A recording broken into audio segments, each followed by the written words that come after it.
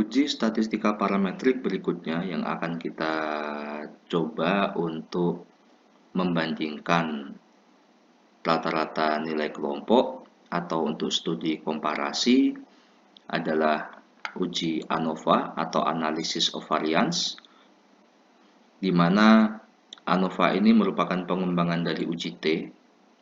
Hanya saja untuk uji T, maksimal jumlah kelompok sampel itu adalah 2. Sementara untuk ANOVA, itu kita gunakan untuk mengetahui ada tidaknya perbedaan nilai rata lebih dari 2 kelompok sampel. Saya ulangi, untuk ANOVA syaratnya adalah lebih dari 2 kelompok sampel. Misalnya sampel Anda hanya pre atau post treatment saja, maka tidak bisa digunakan untuk ANOVA one way, tapi Anda bisa pakai uji T, 2 sampel yang berpasangan. Nah, ini contohnya. Di sini ada kelompok data dari 4 populasi 1, populasi 2, populasi 3, dan populasi 4. Ada 4 kelompok sampel atau lebih dari 2. Minimal untuk ANOVA one way memang ada 3 kelompok sampel, tapi saya coba buat untuk 4 kelompok sampel, ada 4 kelompok data. Jadi di sini pertanyaannya adalah, seorang peneliti ingin mengetahui apakah terdapat perbedaan pengaruh penambahan zat A, B, C, dan D terhadap pertumbuhan jagung dengan variabel teramati adalah tinggi tanaman. Variabel teramati tinggi tanaman. Oke. Untuk setiap perlakuan ada 20 replikasi. Ada zat A, zat B, zat C, dan zat D. Zat A ini datanya populasi 1. Zat B datanya populasi 2, zat C populasi 3, zat D populasi 4. Kita pengen lihat apakah ada perbedaan ya, respon tinggi tanaman terkait dengan penambahan keempat zat ini. Plus kita akan mencoba mencari tahu perlakuan mana saja yang berbeda. Apakah perlakuan A ini memberikan respon yang berbeda dengan perlakuan B, atau dengan perlakuan C, atau dengan perlakuan D, atau antara C dengan D, atau antara B dengan D. Nanti kita akan coba untuk mencari tahu.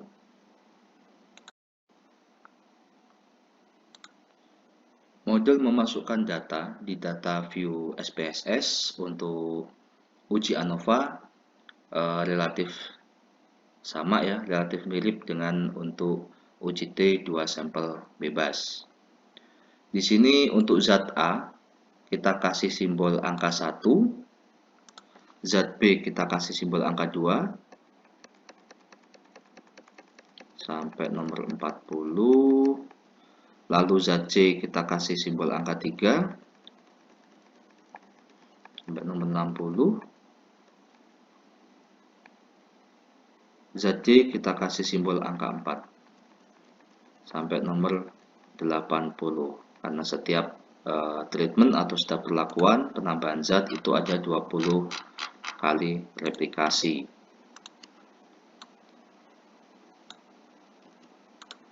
Anda tinggal copy paste dari file Excel.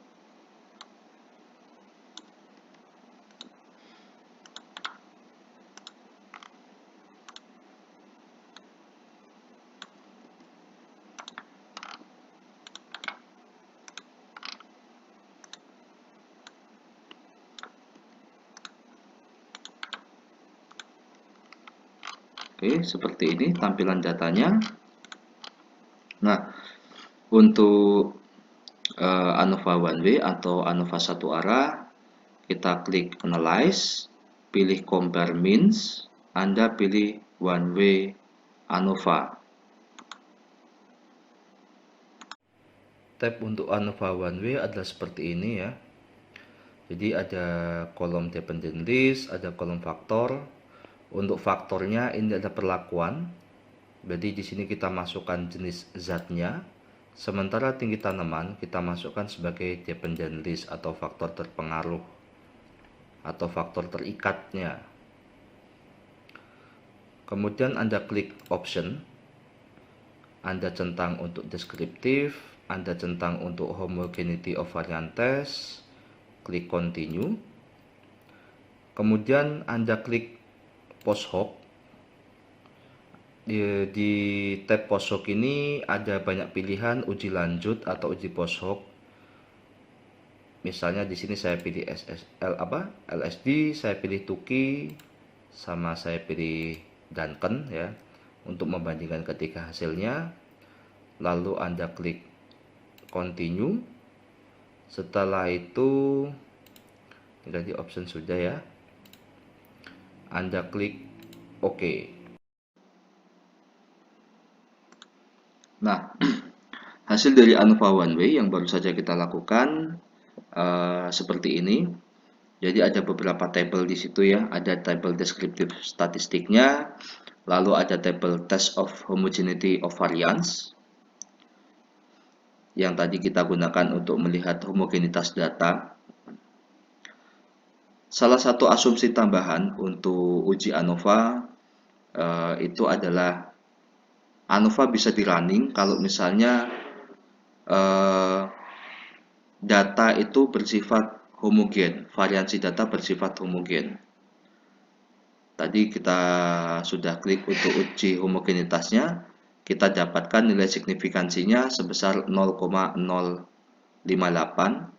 Ini cara bacanya sama dengan uji normalitas ya. Ketika dia nilainya lebih dari 0,05, berarti data kita variansinya adalah homogen.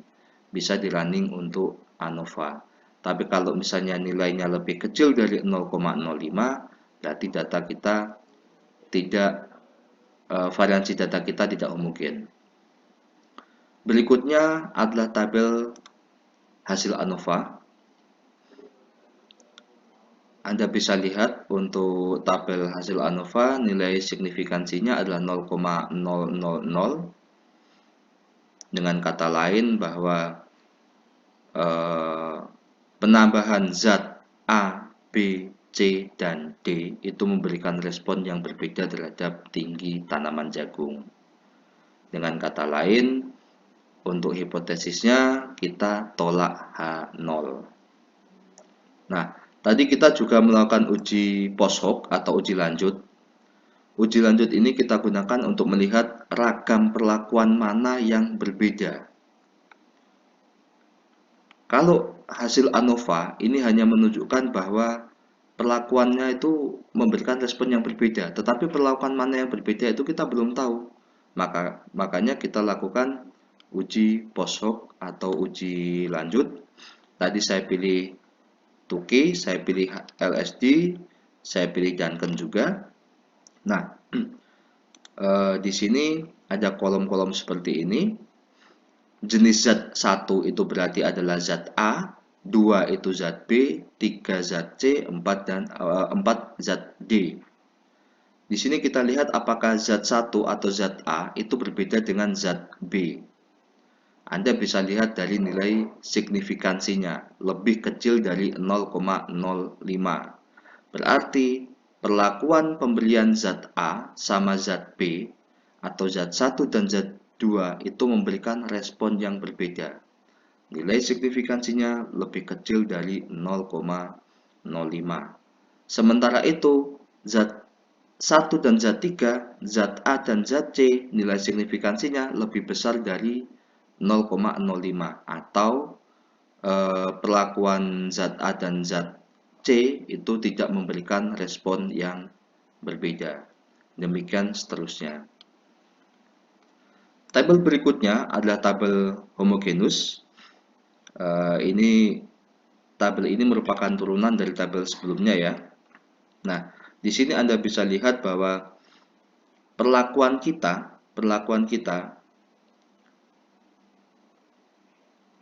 A, B, C, dan A, B, C, dan D. Kalau misalnya berdasarkan hasil dari uji post hoc Tuki atau HSD ya, itu dia data kita terbagi dalam dua subset.